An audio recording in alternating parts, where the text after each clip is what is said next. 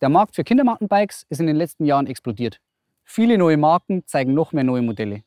Wenn man als Eltern eine Kaufentscheidung treffen will, wird es schnell unübersichtlich. Und was die Sache noch dazu komplex macht, ist, dass Kinder mit jedem Zentimeter, wo sie wachsen, andere Anforderungen an ein Mountainbike haben. Um euch die Kaufentscheidung zu erleichtern, erklären wir euch heute nicht nur, was ein gutes Kinder-Mountainbike ausmacht, sondern auch, welche Ausstattung bei welcher Laufradgröße wirklich sinnig ist.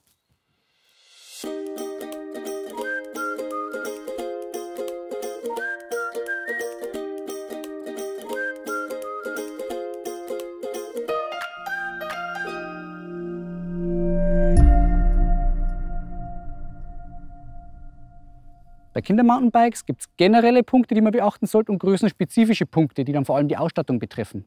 Generell kann man sagen, dass es super wichtig ist, dass Kinderbikes kurze Kurbeln haben.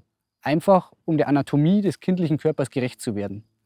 Eine komplette Tabelle mit unseren Empfehlungen für die Kurbellängen pro Laufradgröße findet ihr in unserer Kaufberatung auf kids-bike-test.com. Den Artikel dazu haben wir euch unten in der Videobeschreibung verlinkt. Ein weiterer genereller Punkt sind die Bremsen. Hier ist es wichtig, dass der Bremshebel ergonomisch ist, also dass die kleinen Kinderhände ihn gut greifen können und dass sie sich vor allem mit wenig Handkraft gut bedienen lassen. Hydraulische Scheibenbremsen sind hier natürlich der Trumpf. Aber auch mit V-Brakes kann man eine vernünftige Bremskraft hinbekommen. Allerdings ist da die Handkraft immer höher als bei einer hydraulischen Scheibenbremse. Ich habe festgestellt, dass mittlerweile sehr viele Hersteller sehr schmale Reifen verbauen, um Gewicht am Kinderrad zu sparen. Generell ist es natürlich super, wenn ein Kinderbike leicht ist. Aber wer mit zu schmalen Reifen unterwegs ist, holt sich auch Nachteile. Ein breiterer, voluminöser Reifen ist vor allem dann sinnvoll, wenn man häufig auf Schotterwegen unterwegs ist oder ins Gelände abbiegt. Dann erhöht er nämlich nicht nur die Fahrsicherheit für die Kinder, sondern auch den Komfort, weil er kleine Schläge vom Untergrund aufnehmen kann. Der letzte generelle Punkt, den man wirklich in allen Laufradgrößen beachten muss, ist, dass die Kinderbikes besonders leicht sein sollten. Leichte Kinderbikes machen nicht nur beim Fahren mehr Spaß, sondern erleichtern das komplette Handling von so einem Bike. Sie lassen sich auch leichter schieben oder vom Boden aufheben.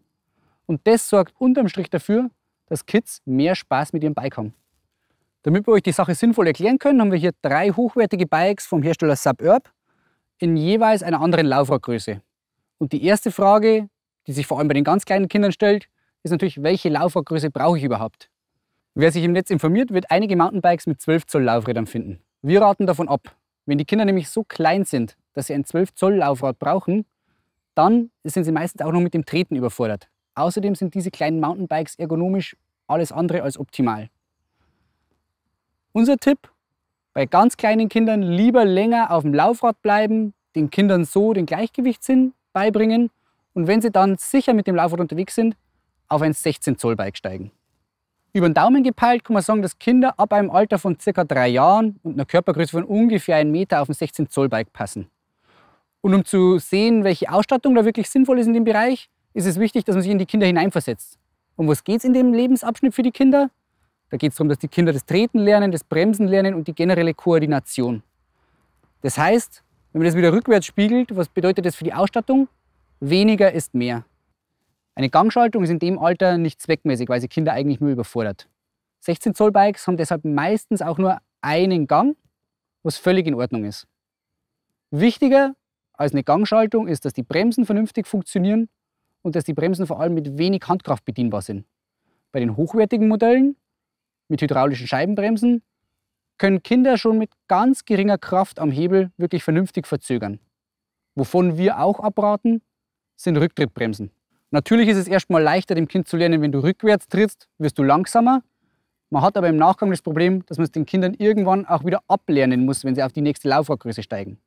Deshalb mein Tipp: Von Anfang an auf ein Bike mit 2 Bremshebeln am Lenker setzen und den Kindern von Anfang an das Bremsen so lernen, wie sie es ihr ganzes Leben lang auch machen müssen. Ein weiterer Nachteil von Rücktrittbremsen ist, dass ich die Pedale nicht in eine beliebige Stellung durchs Rückwärtstreten bringen kann. Vor allem beim Auf- und Absteigen wird es dann für Kinder komplex, wenn die Pedale in einer falschen Position sind. Der Hersteller Suburb nimmt das Thema mit der Pedalstellung bei seinem 16 Zoll Bike ganz besonders ernst. Hier sind nämlich BMX-Namen mit einem super fein verzahnten Freilauf verbaut. Das heißt, wenn die Kinder antreten, haben sie sehr wenig Freiwinkel, bis die Kette wirklich greift. Und das hilft, dass die Kinder mit dem unrunden Tritt, den sie am Anfang vor allem haben, das Pedal nicht verlieren. Worauf man vor allem bei den kleinsten Mountainbikes achten sollte, ist, dass sie keine harten Kanten haben, an denen sich die Kinder verletzen könnten. Hier beim Suburb Pro 16 sieht man sofort, dass die Griffe üppig gepolstert sind am Rand, dass man also hier auch mal ein Auto anschlagen kann, ohne dass was passiert. Und dass durch Details wie diese integrierte Sattelklemme Bauteile wegfallen, die unter anderem auch Kanten haben. Auch die Bremse liegt hier geschützt im hinteren Rahmendreieck, sodass sich die Kinder daran nicht stoßen können oder dass auch kein Defekt auftreten kann, wenn das Rad mal in die Ecke fliegt.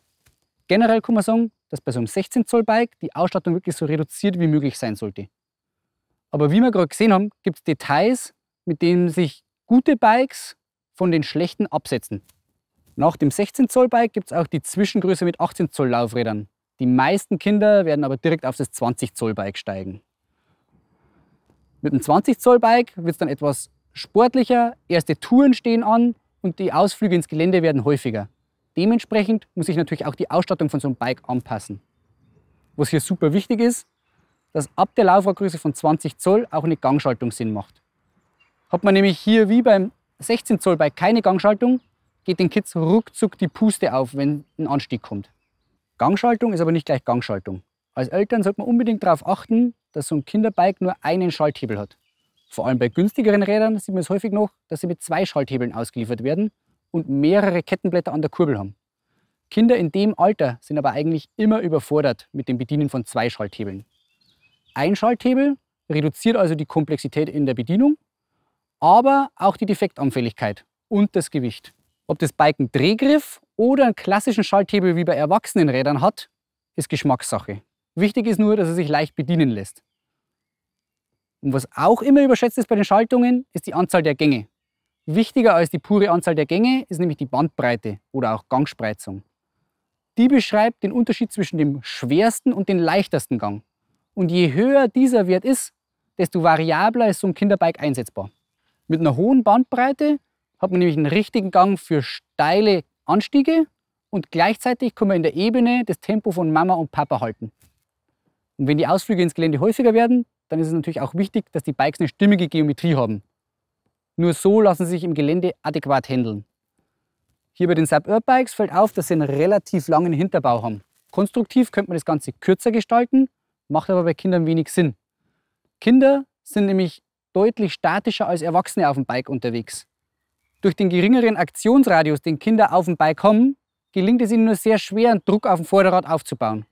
Durch die längeren Kettenstreben ist die Lastverteilung zwischen Hinterrad und Vorderrad automatisch homogener und so ein höherer Druck am Vorderrad gegeben. Das nach unten gezogene Oberrohr erhöht außerdem die Beinfreiheit bei so einem Fahrrad und erleichtert damit das Auf- und Absteigen. Vorsichtig sollte man im 20 Zoll Bereich nur mit dem Thema Federgabel sein.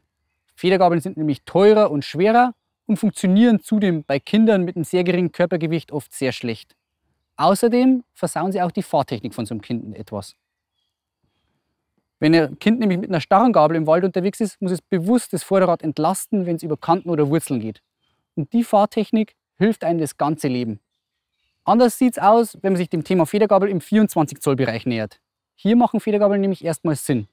Kinder sind dann nämlich schon schwerer und Gabeln sprechen sensibel an. Und Kinder sind dann auch schon so sportlich unterwegs, dass sie eine Gabel auch wirklich ausnutzen können. Allerdings muss man hier aufpassen, wie bei der Schaltung gilt auch hier, Federgabel ist nicht gleich Federgabel.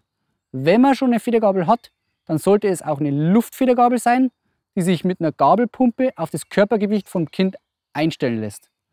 Eine super günstige Stahlfedergabel ohne einstellbare Luftkammer und auch ohne Druck- und Zugstufe machen keinen Sinn. In dem Alter wollen Kinder auch immer öfter ihre Grenzen im Gelände ausloten. Und dazu muss man natürlich den Sattel versenken, um eine höhere Bewegungsfreiheit zu erhalten. Die Nonplusultra-Lösung dafür, man kennt es von den Erwachsenen-Bikes, ist natürlich eine Teleskopstütze. Das Bike hier ist dafür vorbereitet, weil es hier eine zusätzliche Option für eine Zugverlegung hat und man eine Teleskopstütze sehr leicht nachrüsten kann. Ein Problem beim Thema Teleskopstütze ist, dass man sehr oft die optimale Sitzhöhe durch den Hub der Teleskopstütze nicht mehr einstellen kann. Die Kinder sitzen dann bei maximal ausgefahrener Sattelstütze oft zu hoch. Um dem vorzubeugen, ist die Sattelklemmung hier im Oberrohr integriert und reduziert damit die Länge des Sitzrohrs. Viele Kinder wünschen sich auch ein Fully, also ein vollgefedertes Mountainbike. Allerdings muss man sagen, dass solche Fullies einen sehr spitzen Einsatzbereich haben, den man auch erstmal ausnutzen muss, zum Beispiel mit gelegentlichen Ausflügen in den Bikepark. 2 große Nachteile vom Fullies sind das höhere Gewicht und der höhere Preis. Die allermeisten Kinder werden mit Mountainbike Hardtails, wie wir sie hier haben, glücklicher. Wenn ihr vor der Kaufentscheidung für ein neues Kindermountainbike steht, dann schaut auf kids-bike-test.com vorbei. Da haben wir nämlich nicht nur diese 3 Modelle detailliert getestet, sondern auch alle anderen auf dem Markt verfügbaren Mountainbikes für Kinder.